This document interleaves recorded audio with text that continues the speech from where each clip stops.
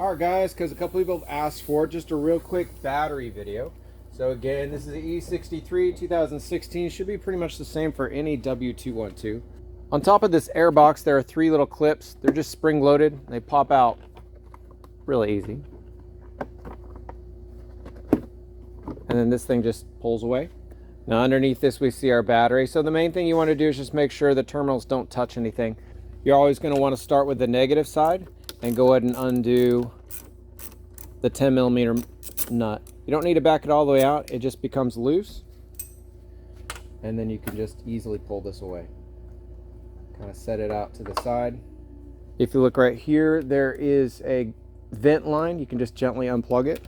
And onto the positive side. So normally, once the negative's undone, there's no chance of you kind of shorting out anything in your car. But there are 2 batteries in the system, and I do not know, nor have I tested, what remains powered and what doesn't. So what I like to do here is, after you loosen the 10mm on this side, just wrap it in something that's not conductive and just kind of hold it to the side. That way it doesn't accidentally short itself out. All right, now we can remove this out of the way.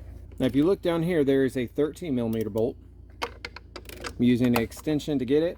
We're going to break this loose and remove it carefully.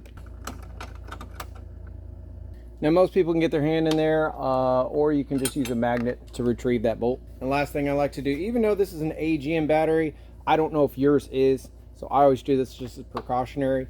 In case there's any drips from acid, if it's a non-AGM battery, I just put a towel here. You're going to want to lift straight up, and the battery's out. Now you can go and pull out the retainer. All right guys, let me show you something here. So this is the OEM Mercedes battery, and this is a Walmart battery, EverStart AGM H7. This kind of goes to show you that they're pretty much made by all the exact same people. Every little thing about this battery, every hole, everything is exactly the same. The dimensions, the vent line holes, the shape of the vents underneath here. The only thing that's different is this one has a Mercedes sticker on there, and this one has this. If this goes bad, there's really not a, I don't know what the warranty is, and you have to go to a dealership. If this goes bad, it's 4 years free replacement. So I'm not, obviously not sponsored by Walmart, but I've always had good luck with their batteries. And like I said, they're the exact same thing. All right guys, so new battery goes in. Make sure in the back you push it into its retainer. Now we can reinstall the retainer by basically dropping it. Just get the holes to line up.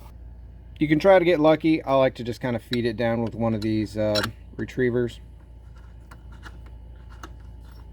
Now again, 13mm. Make it just nice and snug, nothing crazy. Give it a little test pull, make sure you're secure. Now hook up the positive. Make sure it's fully seated.